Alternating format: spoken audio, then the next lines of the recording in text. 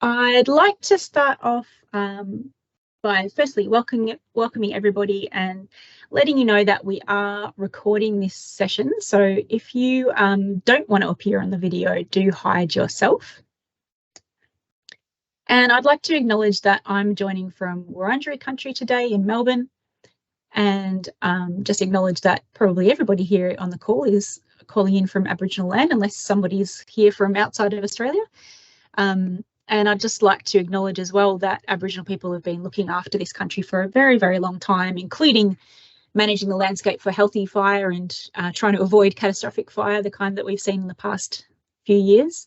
And I'd like to pay my respects and offer my thanks to the elders of all First Nations for that. I'd also like to acknowledge we've got many members of our CEA executive team here today, so thanks for being here, councillors. And also like to remind people, or let you know if you're not aware, that we do post all of these public webinars on our Climate Emergency Australia website. If you weren't here earlier, perhaps you missed my introduction of myself. I'm Sally McAdams. I coordinate Climate Emergency Australia. And yeah, as I said, we've got all our webinars on our website, and I just would particularly like to point out the most recent one, which I think people who are in the call today would probably be interested in. That was about climate and well-being and strengthening our communities holistically, particularly in the wake of natural disasters and extreme weather. So do check that one out.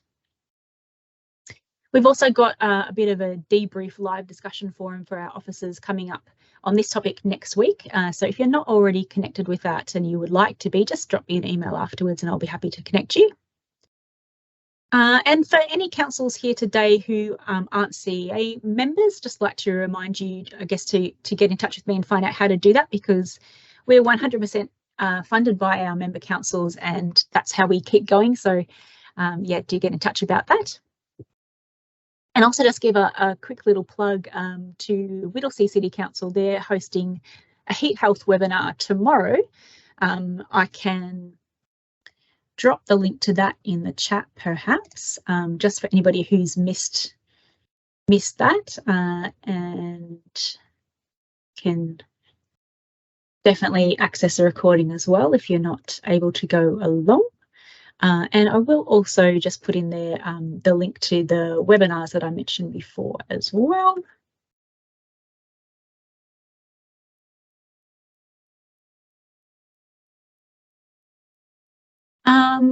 And I'd like to just, I guess, for anybody who's new today, who hasn't been to one of these webinars, just so that everybody kind of understands who the audience is.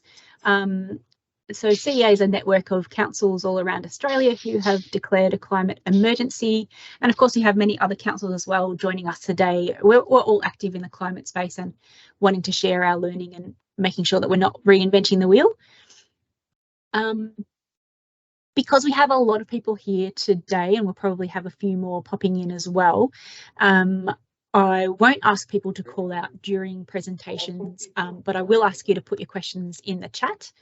And I'll do my best to pick some representative questions at the end when we have some time for Q&A. And if I could ask everybody as well, just to keep themselves on mute if you can, just so we don't get any background noise. I think that's all of the sort of introduction out of the way, except for the actual introductions of our speakers. So I'll get on to that. So we've got first up Dr. Masood Edraki, who is the technical lead for extended prediction at the Bureau of Meteorology. And he'll be talking about what Australia can expect this summer. And then we'll have Emma Bacon from Sweltering City, who's going to talk about why our communities need cool, safe spaces, both inside and outside the home, Emma. And then we'll have Manvir Nijjar, who's the Sustainability and Climate Resilience Officer at Blacktown City Council. And Manvir will be talking about how they've been creating cool centres in Western Sydney. Finally, we'll have Major General Peter Dunn, who's from the Emergency Leaders for Climate Action, and he'll be talking about how communities can prepare for bushfires and other disasters this season. So with no further ado, I'll ask Masood, would you like to share any slides, or otherwise just please feel free to go ahead. Thanks very much, Sally. I'm just sharing my slides. Wonderful. Thank you so much. With you. Thank you. I hope it comes through okay. Looks good. Make it presentation mode. Beautiful. Good afternoon, and thanks very much for the invitation to be here today presenting some ideas, some points about the climate outlook for the coming summer. My name is Masoud Adraki. I'm senior hydrologist working in the long-range forecast section of the Bureau of Meteorology in Canberra. Starting with today, with the climate drivers, as you know, we are now in El Nino, and when we say El Nino, there are certain conditions that have to be met. As you know, we declared El Nino sometime in September, 19th of September, I think. Certain conditions have to be met in terms of the surface ocean surface temperature in the eastern equatorial Pacific, and also some conditions in the atmosphere in terms of the winds, the radiations, the trade winds. So these conditions have now been met, and we are in El Nino that continues, and we're expecting that the temperature, the sea surface temperature will rise still. Will be in El Nino at least till the coming autumn, southern hemisphere autumn in 2024. And as you know, El Nino will reduce Eastern Australian rainfall and will result in drier and warmer conditions. Not only El Nino, we also had Indian Ocean dipole, positive Indian Ocean dipole, and that's a situation that exists in the Indian Ocean. The difference in warming up in the Western Indian Ocean in comparison to the cooling of the Eastern Indian Ocean, and that also adds up to the conditions in terms of lowering rainfall and increasing temperature. Just to get a feeling of what the conditions are in terms of the sea surface temperatures, which are main responsible or have been in development of the El Nino. The top map is what currently is the situation with the sea surface temperatures. That line in equatorial Pacific shows the intensification of heat in that area, and also the cooling in the Indian Ocean on this side in comparison to the west. And the bottom map is about what we expect to see between December to February 2024, which is more focus of this presentation today. As you can see, it will be even more temperature rise on the sea, and also on the Western Indian Ocean, it will be even more intensified. Just to give historic context, we know about the global warming. We are not away from that. So Australia has been also affected by global warming. Temperature has been rising since the start of the century, on the average of 1.48 degrees centigrade, and this has accelerated actually between 2013 to 2020. It has been top 10 warmest years on record during that period, which is obvious from that map that you can see the plot. And also, we have seen much more risks of bushfire. This map shows the some indication of the risk for or potential risk for the bushfire between 1950 to 2019. It has increased and intensified as shown by the intensity of the color, and the legend is on the right hand side. As you can see, the Southern Australia, and particularly Victoria and Southern New South Wales, have matched the risk for bushfire, or extreme bushfire seasons have increased. Another context to this discussion is comparison of what the conditions was in terms of the rainfall anomalies. I'm just trying to make a comparison between what the situation was a couple of years preceding the latest or the last bushfire in 2019, compared with what we had recently in the past couple of years. As you know, we went through 3 years of La Niña that was wet years. So the conditions in that respect, in the long run conditions, have been better than the situation that we had prior to the bushfire in 2019. But a closer look at the rainfall deficiencies, rainfall deciles, and the temperature shows that between August to October, this is more recent, the last 3 months, the rainfall has been much less than historical averages, as shown by the intensity of the red colors. And it has been the case most of Australia, except for some parts of Western or Central Western Australia. But and also the maximum temperature have also been much more than average or normal maximum temperatures during the same period. So weather has been warmer and rainfall have been much less in the past 3 months. Again, I just wanted to compare the situation that we are in now on the right-hand side map compared with what we had in the period between August to October in 2019. We can see that the situations are very similar in terms of the rainfall deficiencies during at least these 3 months to summer, prior to summer period. So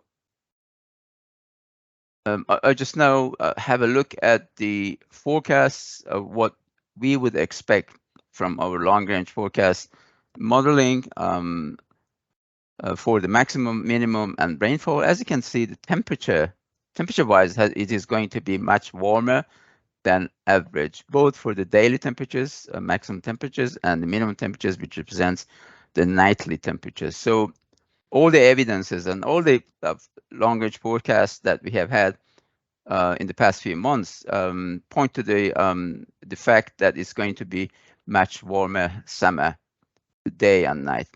In terms of rainfall, the period between December to February is much below average. The chance of it being much below average is high in the north, particularly in Queensland, parts of Western Australia, and Tasmania. The white areas are kind of average, or there's equal chance of being below or above average for that particular period, December to February. For the period between January to March, temperature-wise is exactly the same. It's going to be much warm, might a bit a variation in the south and west for the minimum temperatures. But in terms of rainfall, as you can see, it would be much drier in the north, in Northern Territory, and also the extension of dry areas for that period, January to March, would be more in Western Australia. Situation seems to ease in Tasmania during that period, at least for this round of forecasts. We publish our forecast. Forecast is daily run, but we publish our forecasts every month, every week. So we always recommend the users to have a look at the long-range forecast on our website to see what would be the latest forecast for rainfall and temperature. For the same period for December, for the first segment, December to February 2024, these are the chances of getting unusually warm temperatures or unusually dry periods. These are the top 20% of the ranking of the historical data, and this is the bottom in terms of rainfall, the bottom 20% of historical data. As you can see, near north is going to be much drier than average during that period, and extremely dry. In particularly, Tasmania would be the same situation. But all Australia will have much extreme type of maximum temperatures or daily maximum temperatures. For the January to March, again, we would expect the temperature would be very extreme. The top would be maybe the kind of similar situation we will have for the January to March in terms of the northern Australia being much drier than average. This is some experimental map that we produced internally. I just wanted to show you just to have a quick look at it in terms of the fire index. Where are the areas in Australia that are more prone to bushfire during coming season? This is December again to February. This is updated again every week, but the situation currently, what we have for in terms of the forecast for sensitivity to fire shows that again north, northwest, northeast, and the south part of Victoria and most of Tasmania, southwest, Western Australia, as well as the northwest, but obviously Northern Territory are the ones that are very prone to have bushfire, which we already are observing bushfires in those areas. Just reminding you that AFAC, the Australian Fire Authority, is going to publish their summer season outlook shortly, maybe by the end of, almost the end of the month, this month, as you probably know. Talking about the lack of rainfall or forecasts for the situation with rainfall, we also in terms of water availability, we also need to have a look at what the storage capacities and what are the potentials in terms of water availability. One factor that we always look into is the storages, how much water are in the storages, what is the percentage full. And the map shows that currently mostly are in favorable conditions in terms of in comparison with the situation that we had during the drought or millennium drought or in 2019. It is a much more improved situation. So the total for the whole of Australia, it is like 76% capacity they're full.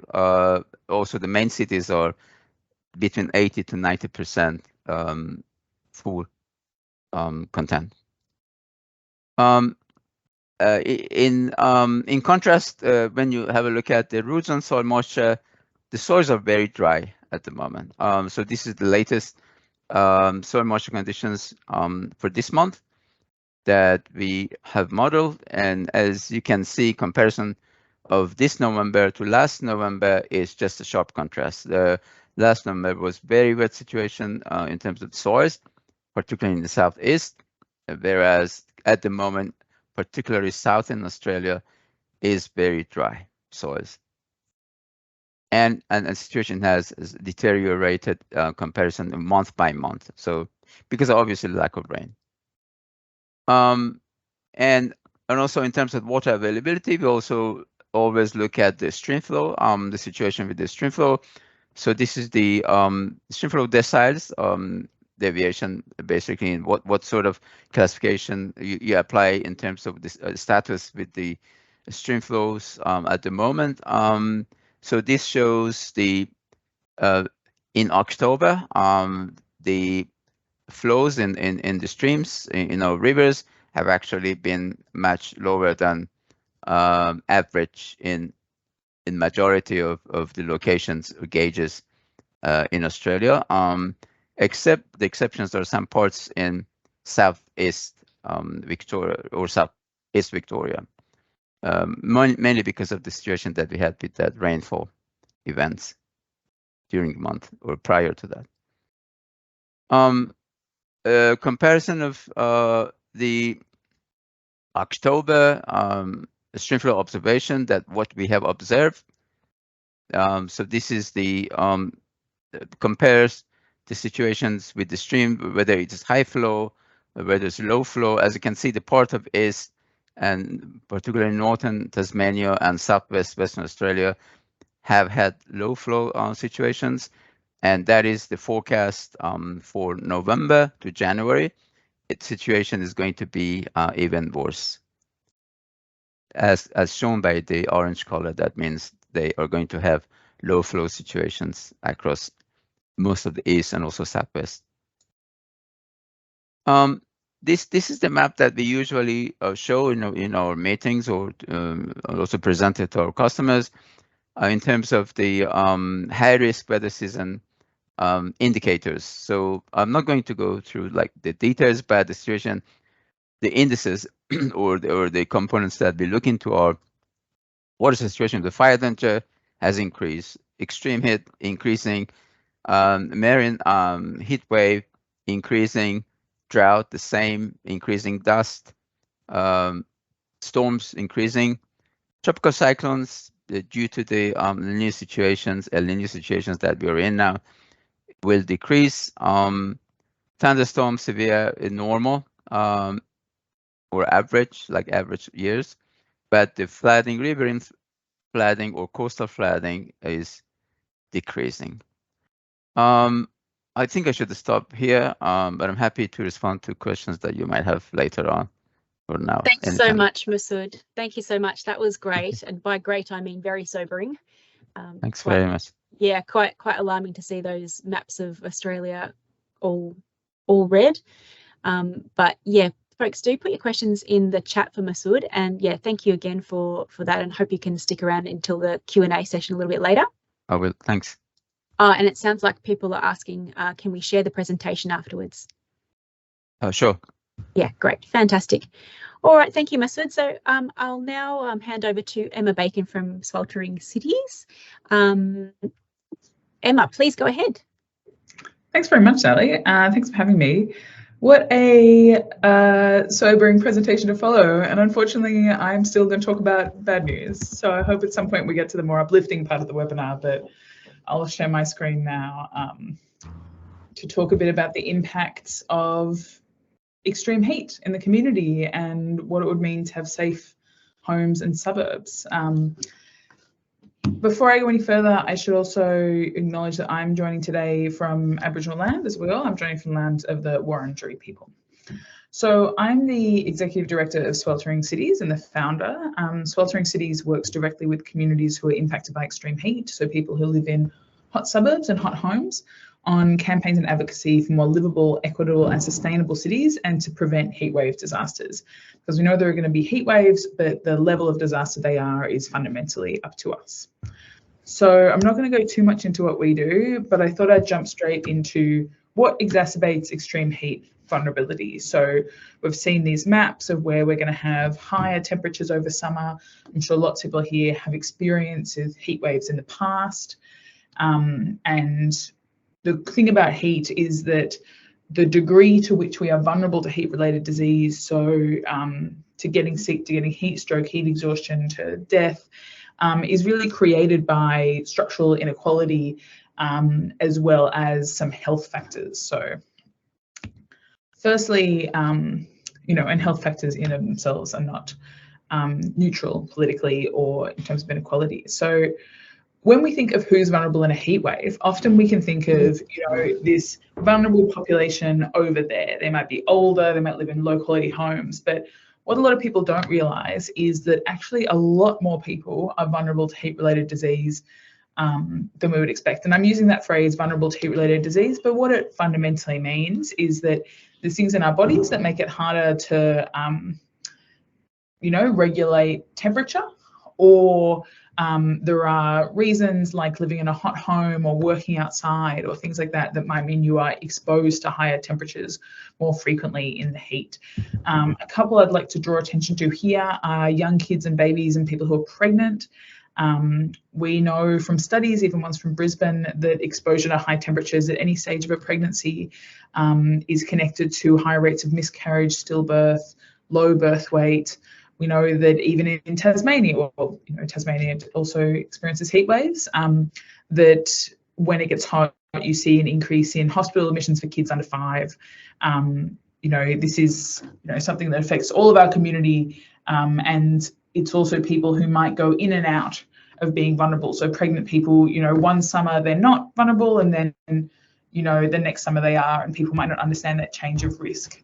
Lots of people on different medications, including a bunch of antidepressants or antipsychotics, are also vulnerable to heat-related disease because of how it affects the way our body manages heat, as well as lots of other groups. Quality of housing has a huge influence on how we can all manage or survive the heat. So here are a couple of photos that we've been sent from people in Melbourne.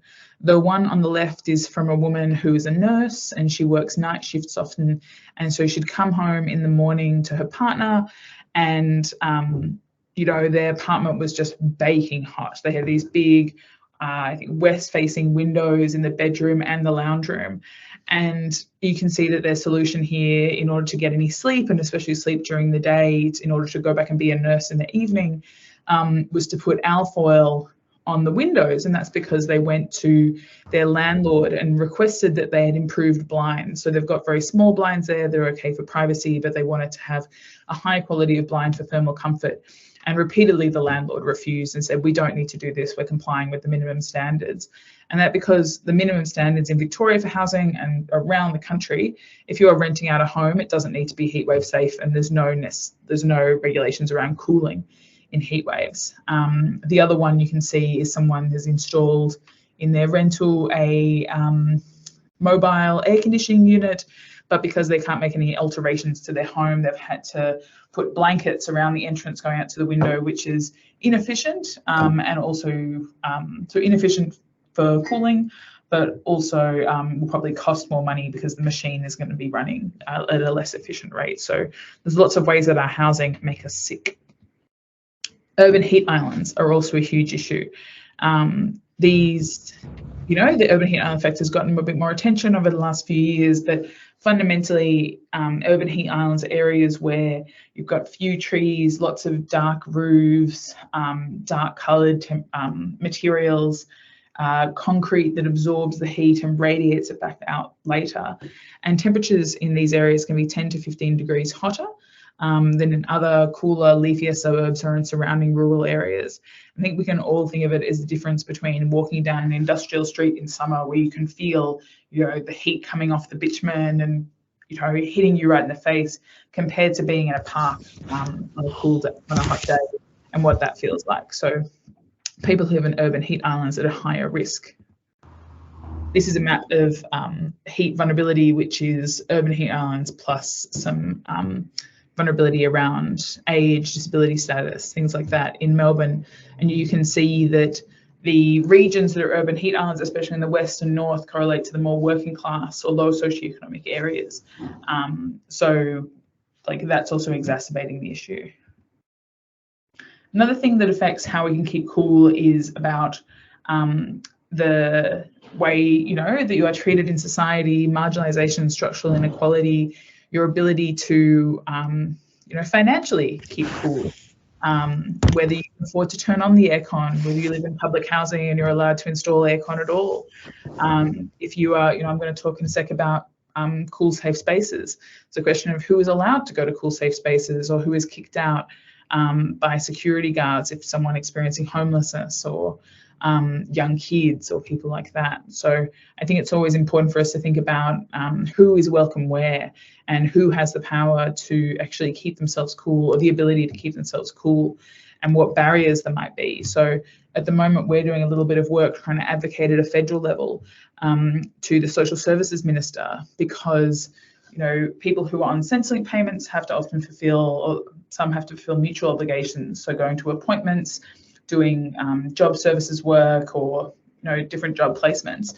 And in the case of fire or flood or during the pandemic, those are paused. So if you don't turn up because you need to be, keeping safe, or because it's a fire or flood and, you need to be protecting your property and your family, then the penalties are turned off. So the government understands it's okay that you don't complete those. But that's not true of heat waves. So we know heat waves are the biggest killer of any environmental disaster. But yet people are right now being forced to be in an unsafe condition because heat waves aren't considered a disaster according to Centrelink. There's also the issue of compounding crises. So people who experience flood, fire, or heat at the same time, or in Queensland, storms are also an issue. When it comes to cool, safe spaces, we have done a couple of really big summer surveys, so asking thousands of people around the country about how they feel the heat. And the last one was in 2022, or the beginning of 2022. We found that 30% of people are leaving the house to go to a cool place on hot days, but there was 15% of people who own their own home and 50% of renters. So we can see that the quality of housing is also affecting whether people feel the need to seek relief in other locations. As a note, we're doing another round of that summer survey this year. So if you're interested in having some data from your local area, please get in contact so we can share the link with you and you can share it, and then we can report back of what these results are for you. We then did a follow-up survey about how people, where people go. So you can see that the most popular location of anyone apart from staying home was to go to shopping centres, as well as libraries, pools and other places. But shopping centres are really inappropriate cool, safe spaces because they are lack seating, lack free water, are very noisy and aren't often very accessible, and you have to pay money to be there. We asked people what they'd like to have: cold water, food, entertainment, things like that. And that many people would drive. We can see that over a third of people would take public transport to get there, which is why having accessible public transport is so important when it comes to resilience in disasters, especially heat waves. There's two models that we talk about in terms of creating cool, safe spaces or heat shelters. One is creating new ones, so designating spaces that are open during heat waves where people can go. And the other is identifying community centres, libraries, other places where people already go, and increasing that space's capacity to act as a cool, safe space. But I think the questions we really ask about cool, safe spaces is, and I'm going very fast, sorry, because I realize I put too many slides, but I hope I'm just almost at my 10 minutes. But the questions we ask in terms of making accessible heat shelters or cool, safe spaces really go back to the creation of vulnerability we saw earlier. So who can attend? Who's allowed to go? What time of the day is open? Does it cost money to be there? Who is the target audience? Who's being welcomed to be there? How can people get there? Are they being forced to walk along hot roads or catch buses where there's no shelter? Can pets come? We know that's a big issue for people, that they don't want to leave pets at home because they're worried they'll die in the heat. And often people can't take pets to shopping centres, libraries, places like that. Sorry. And also what services are available. We've done the research about what people would like, but there's also potential for the need of medical care. So programs can't be for everyone, but it's important to be aware of these issues. And finally, I was talking a bit about cool, safe spaces, and I know Mavi is going to talk about that as well. But fundamentally, they're a band-aid for the fact that we need people to have safe homes during heat waves, because as long as we don't make sure people's homes are safe, we know that the most vulnerable people are going to continue to be at the highest risk. So that's my big message today. We need to make as many homes as possible safe in heat waves, starting with people who are most vulnerable. Thanks, Emma. Great presentation, and yeah, great note to end on as well. Thank you for that. All right, and do feel free, Masood and Emma, to keep on answering questions in the chat if you see any there for you, because we are running a little bit behind time. And I'll hand over now to Manvir to talk about Blacktown City Council's experience with cooler places. Absolutely, thank you, Emma. That's actually a perfect way to end it. Your presentation was amazing, and I agree with all the points. Cool centres is a bit of a band-aid now, but I'll go through this in detail. I know we're running behind time, so I'll try to speed things up a little bit. So Blacktown's heat response plan. So it's important for everyone to understand, because I know there's people from everywhere in today. So Western Sydney is particularly vulnerable to heat waves, and I know there's obviously pockets across Australia which are as well. By population, Blacktown City is the largest local government area in New South Wales, with around just over 400,000 residents. Due to our location and our built environment, Western Sydney has significantly higher average summer temperatures than coastal Sydney, and we typically expected to experience an additional 5 to 10 days over 35 degrees Celsius per year by 2030. So it's an important part to understand. Now, part of what Emma also mentioned just now, we looked at the vulnerabilities, who's vulnerable. We looked at what are the potential symptoms as well. So we also saw that there's around a 13% increase in mortality during heat waves, and also leads to increased accidents and injury as well. So there's a lot of concern about this, and Blacktown City Council obviously saw this, and this is obviously triggered for us to think about what exactly are heat refuges. So Emma kind of explained what heat refuges are. I go to in a little bit more detail. So heat refuges, or we can call them cool centres, what Blacktown City Council calls them. They're essentially air-conditioned buildings designated as sites to provide respite and safety during extreme heat. So these centres have been used in the Northern Hemisphere for vulnerable people during heat waves previously, but they're a bit less prevalent in Australia. And I think Blacktown City Council was one of the first few who have implemented this. So with that, we saw that obviously Western Sydney is a huge case study, and we need to, tackle this issue. So Blacktown City Council then developed our heat response plan. We identified that the use of a heat refuge, it's essentially a proactive approach to treat heat waves as a local emergency.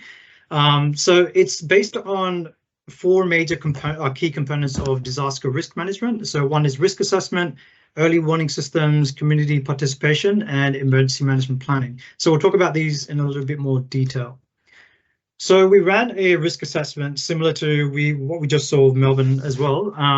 So the risk mapping that we did, it showed the high risk areas which are located in the western part of Blacktown City. So what this actually did is it talked about the annual, the average temperatures in each suburb and locality, and looked at other factors such as socioeconomic factors as well. So we kind of put everything together, and we, our consultants saw this map and saw that when overlapping all these variables, we can see that which areas are actually particularly vulnerable. So you can see Western Sydney, Western Blacktown, especially on the red areas, which are particularly vulnerable, and then also in pockets throughout as well. A large factor is obviously the renters as well, because when you have rental homes, sometimes they don't have access to air conditioners, and sometimes they just don't want to afford one. So this is all factored into our heat, our risk profile.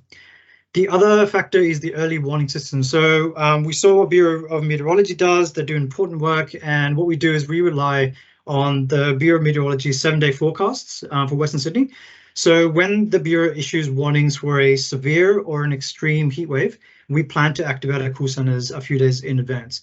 So when we do that, we promote it through our community groups, our website, as well as our socials as well. But I'll talk about that in a little bit more detail as we go forward.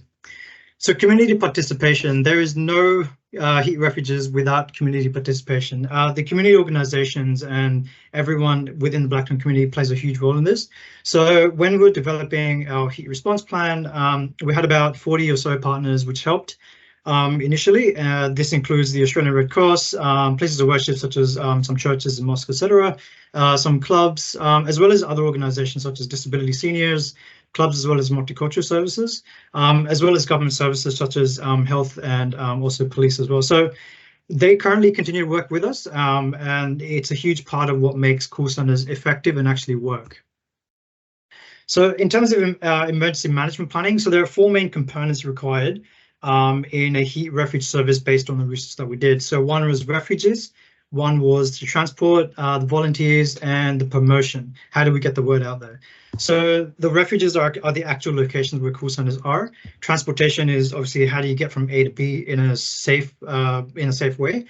Volunteers, so we need to make sure that we have volunteers who are able to access and provide the support that we need on the day of activation, and also getting the word out.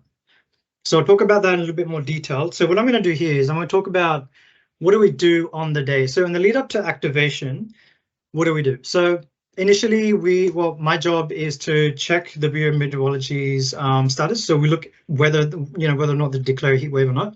And if they do, if it's a severe heat wave alert coming up in about 5 or so days time, we send out a call center activation notification to our internal network, so basically to our partners. Then the partners confirm to us if they are able to open at that particular day, and if they do, whether they need volunteers, they confirm, and for how many hours are they going to be available, basically, what hours can they be open for. And then we basically coordinate if volunteers are required. Red Cross always helps us out, so we negotiate with them. Hey, how many volunteers can you provide on this particular day and for how many hours? And then we supply our activating partners with materials and refreshments prior to the day of opening, and we also then put out the comms via social media. So on the actual activation day, we send another activation confirmation throughout our comms to the public as well as to our internals, just to notify them that call center is open, they're located here, and they're open for this many hours, and this is what you can do. The volunteers, if they are going to be there, the volunteers will arrive ahead of opening time. Our partners will open up the call center, put out these pretty blue A-frames, which I think you'll see an image later on.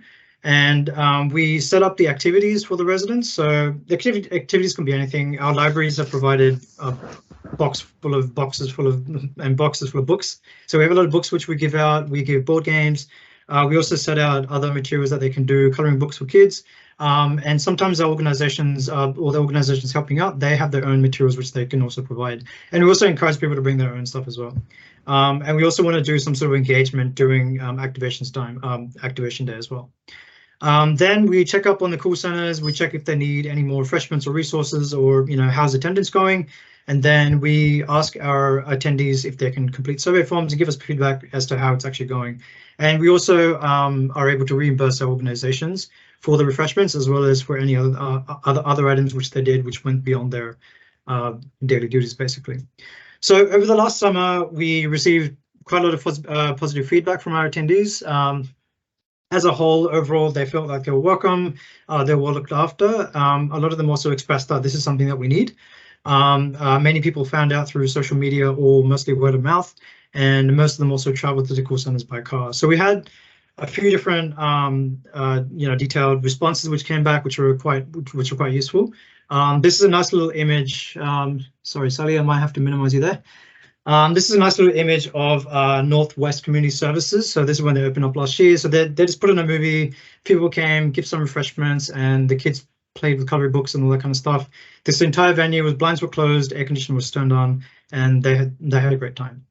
So we had some key learnings from the last summer, and we can pretty much break them down. So transportation accessibility was a little bit difficult. We do need to make sure that we provide better transport options for access to the call centers, because initially we operated next to public transport, but I feel like we need a bit more options, such as a shuttle bus or something like that, to allow people to come in a bit more easily. Promotion. So the good question that Emma asked was, who's actually the market? Who are we targeting? So a lot of the vulnerable population may not be as prevalent on social media. They don't necessarily get the word out there very quickly. So the way we try to deal with that is we do letterbox drops in certain localities where we know these people might be interested in a call center. And we've also recently developed a call center registration form, which is on our website. People can basically click on the link or scan a QR code, and they can enter in their details. And when they need to be notified, they can be texted or they can be emailed as well. So they can get a more pretty much straight up notification that, yes, we're going to be activating. If you want to use it, it's available here at this time. Vulnerabilities at night. So we know that the days are hot, but we also know that the nights are hot. Now we activate call centers typically within the hours of 11 a.m. to about 5 or so p.m., depending on when our community organizations like to open up. But what do you do at night? So the way we got around that is we provide, if you can see on the image on the right hand side, there's a black town bag. Those are essentially called cool packs. So in the cool packs, we have, we provide a water bottle, an ice pack. We provide a cooling towel, which you can wet and wrap around your neck as well. And like a little checklist to say, okay, this is what you can do when you're at home. This is how to stay cool. So they can put it up on their fridge and just make sure they monitor, how to stay safe or cool, how to stay safe and cool at night as well. So we try to provide cool packs for free when people come in, and that seems to be quite effective as well. We also want to make sure that the attendees are comfortable. So we provide video games, coloring things, various types of activities. Red Cross once came in and they were doing knitting, which is quite fun as well. So there's various things you can do, but we encourage everyone to bring their own, items if they wish to. So we continue to build new partnerships. So our partnerships, which we started with, remain as strong as ever. We are still going ahead, including this summer, with our initial partners. They're all very keen. They've been doing it for almost 2 years now, and they're keen to keep going. So we have a few. So Blacktown Libraries are now officially cool centers for this summer. So we have about 4 or 5 libraries across the Blacktown region, and all of them are now active cool centers. Several local community organizations are there with us as well. So these include, we have literally called Blacktown Area Community Centers, and they provide various activities throughout. We have this one over here, which is Riverstone. They've recently changed their name to Northwest, but they provide an amazing support service within the community. And the benefit of using these organizations as our partners is that the community already trusts them, and they are familiar with them, and they are much more effective at getting the word out sometimes. And it's very good to get feedback right back from them as well. Religious organizations, so we have several churches who are helping out as well, and we are in conversation with other organizations as well. Australian Red Cross has been with us from day one, and they're still there with us, and they provide an immense amount of support, especially in regards to volunteers, as well as the strategy on making this heat response network work. And then obviously other health organizations as well. So I've been talking to a few different medical centers as well as general practitioners, and they're very happy with this idea, and they want to keep promoting it through their internal networks as well. So that was a really quick wrap up. So in conclusion, and just going further, so we know that there's a need for heat refuges to mitigate the ill health impacts of heat waves, especially in Western Sydney as well, and then again across various regions across Australia.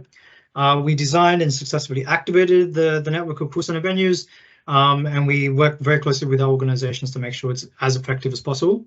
And you can also scan the QR code to download the heat response plan. I would recommend this because a lot of times when councils ask, hey, what can we do? Honestly, there's a lot of information in this report. I highly recommend scanning the QR code, downloading the report, and you get a lot of information from that. Otherwise, you can always send me an email, and I'm always happy to answer questions. And that's about it. Fantastic. Thank you so much, Manveer. I think it's very fair to say that Blacktown has really been ahead of the curve, and it's really fantastic to see a council who's not only planned this, but actually been able to go through a few iterations and incorporate learning. So that's fantastic. Thank you. I will keep on moving on, and sorry, I'll have to just come to a few questions at the end because we are a little behind time. So I'll hand over now to Peter, who's going to talk a little bit about preparing for bushfires and other disasters over summer. Thanks, Ali. Is this audio okay now? Yes, sounds good. Okay, great. Okay, good afternoon, everybody. And this time I'm talking to you from Ngunnawal country at the National Capital, where I've been for meetings. I normally come from the Yuin country down on the New South Wales South Coast, the beautiful beaches down there. So the outlook, the bushfire outlook, and for other weather emergencies, I can sum that up very easily. Particularly given Masood's excellent presentation and what we've heard about heat waves coming down the line. So the outlook is grim. I'm sorry to say that, but that's a fact of life. It is grim. We have seen the fire season starting already way back at the early October, even a fraction before that. We've seen it in every state, and we are seeing fires that are unpredictable and uncontrollable. And we have already gone in my own home shire into a catastrophic fire danger rating day. So that was a salutary call. And it really resonated with me because in February this year, ELCA, the Emergency Leaders for Climate Action, we're all retired fire chiefs, emergency service chiefs, or land manager chiefs. We put out a report which was titled Powder Keg Ready to Burn. And this is because of the impact of the La Niñas that we have, the consecutive La Niñas coming off the back of the Black Summer fires. There's been a tremendous amount of regrowth. And that regrowth, of course, at this stage, it's prolific, but it's also fine. There's a lot of fine material there. Fine material has lots of oxygen around it. It burns really fast. And we've also got a tremendous amount of grass everywhere, and you've all seen that both in urban areas and in rural and regional areas. We put the report out and we said we are facing a very, very dangerous summer, both this year and next year. It's not going to be over and done with. Now we've got the increasing impact of the climate drivers that have been outlined by Masood, and it is, I'd say, getting generally worse. So what does that mean? Do we give up or do we walk away? No. What we're doing in ALCA is we are advocating at all governmental levels that we have to innovate, there's that word again, and in particular, we have to stop staying stuck into the business as usual approach. And there has to be a fundamental change. We are repeating our processes year upon year upon year. I was caught in the Canberra fires in 2003, then went on to be the commissioner in the territory and then did other work. And frankly, what we have got are some good ideas. We've got more equipment, no question about that. There's modern equipment, that's good. But the fundamental practices that we go through have not changed. And I'm going to come back into that in a little while. But we do need to innovate, and the innovation centres, in our view in ALCA, around two particular areas. Firstly, and I think everyone on this webinar is going to sit there and agree with this, the first innovation is we have to start funding LGAs properly. And that's not just a feel good, get some of the stuff done. It is because the LGAs, local government, is the point of closest touch to the people that actually bear the brunt of these disasters, communities. It doesn't matter whether it is in Western Sydney, northeastern Melbourne, or in Lake Conjola, where I was caught in the Black Summer fires. The fact is that communities are a fundamental part of both the response and the recovery. And the LGAs also, we would argue, are part of the preparation and response, not just sitting there at round tables with emergency services, providing local government input to that, but actually assisting communities in being prepared to respond. Now, we have gone through many, many years, and this is my next point, when we have said there's a fire coming or there's a flood coming, residents evacuate. And surprise, we have found consistently that many residents don't evacuate. Generally speaking, this is not because they're rule breakers. They're not at all. It's not because they're not taking the advice. It's because they can't evacuate. In the Black Summer fires, I lived in a community. We've moved now, but we're in a similar situation. I lived in a community, one road in, one road out. You know the story. Active fire on the road. It wasn't expected. We could go nowhere. Now, the council did a great job setting up evacuation centres. Trouble is, we couldn't get there for quite some time. And just recently, in the fires in Bega Valley, southern New South Wales, on the south coast, just near Cobargo, which is also devastated during the Black Summer fires, they had a catastrophic fire danger rating day. They had a massive fire, and they simply couldn't get to the evacuation centres in order to, if they did want to, leave their properties. So where am I going with this? We need to rethink this and give the capacity for communities to actually survive some of these disasters. We need to think about fire refuges, just as you've been talking about the excellent work that you're doing in Cools places and the like. Now, everyone's been a bit scared of these, but frankly, with the fire disasters that we are facing, and also the impact of floods as well, but the fire disasters we're facing, we need to give the communities the opportunity to survive. If you're a landowner with cattle on your property, if you are elderly and infirm, if you've got infants, you often cannot evacuate. And yet these are the very people we're asking to evacuate early. And it doesn't happen that way because these fires, the outlook that we're seeing and we're stating is that they can occur intensely, rapidly, over very large areas. And that is a difference that we have got. So we need to actually translate this into a change to business as usual, elevate the role of the LGAs in this space, elevate community engagement as opposed to empowerment. We think that word is absolutely cliched now, and it's just not worth using. Communities need to be brought in as part of the solution rather than part of a problem that they need to get them out of the way so that the emergency services can get on with their job. The other factors that tend now to make people stay at their properties are the cost of insurance, for example. Many more people are not insured. They can't afford to insure. And I know people who have made the call, they did in the recent fires down at Bega Valley, have made the call to stay and defend. And they've made that because they know if their house gets burnt down, then that's it, all over, Red Rover. So there is a fundamental shift there in people's attitudes. People have also invested upwards of $27,000 in fire protection systems. That's fine if you've got the resource to do that. How many regional and rural property owners have got those sorts of resources? Great innovation in the space. It's amazing what you can do with a fire hose around your house, yes, but we've got to accept that this is going to happen. And instead of looking down our nose at those people and say, oh, you didn't evacuate and you should have, we're going to say, all right, let's rethink this whole thing. Now, in rethinking those things, where do we start? Well, we can get more money, definitely. That's good. The LGAs definitely need more money. That's got to come down. That should come out of federal funding.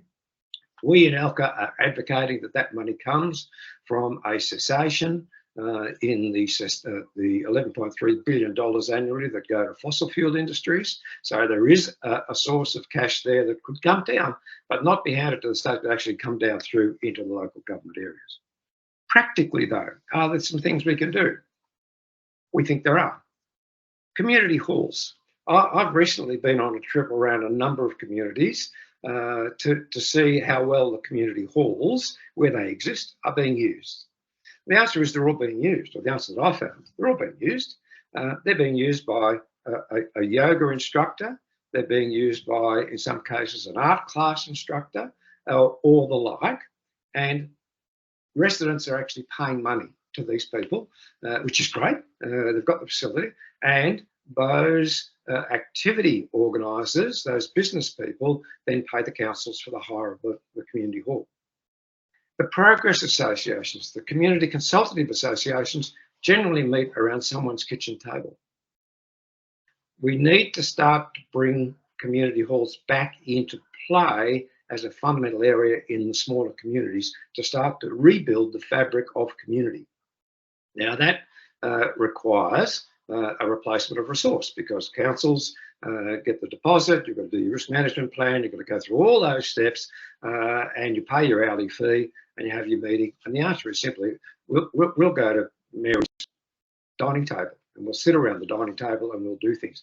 And what that does is it removes or weakens the fabric of the community that these halls were originally established for, and generally they were paid for by the community anyway. So we've got to have a rethink there to make sure that we can change some of the actions that are occurring. Now, because of the time, I just want to make one point and then touch on a further one. So 2 more points, if I may. Firstly, we also have to, at the LGA level, understand that we need to promulgate the fact that there will never be enough emergency services, personnel and equipment, vehicles and the like to go around. Many of you will have noticed that up in Queensland recently with the terrible fires up there, the Queensland Fire and Rescue Emergency Services were routinely saying, do not expect a fire truck to come down your driveway. This is actually new discussion. These are new words. These haven't been put out there before. We need to be putting this out right across Australia, and therefore we need to give communities, these ones that are going to stay, some assets to actually help themselves survive in these situations. Water cubes, a little bit of instruction, not big instruction. Many of you will have seen community fire units around urban fringe area, interface areas where they hit on the bush. That's the sort of thing we need through all sorts of communities. Peter, I'm sorry to interrupt, but we're just about on time, so I just have to ask you to wrap up if you can. Okay, I will. My final point is our volunteers are so stretched, we need to put more resources into that area. Wonderful. Thank you, Peter. Those were some very important messages there, and really appreciate you sharing your experience with us. Thank you. So I think we are probably out of time for questions, even though we had lots of great questions in the chat. But what I will do, if it's okay with the speakers, I will pass those questions on to you, any that haven't been answered yet, and I'll be able to distribute any answers that they are able to provide. So just want to say a really big thank you to everybody for being here today, but a special thank you again to Peter, to Emma, to Manvir, and to Masood for being here and sharing all their really valuable perspectives.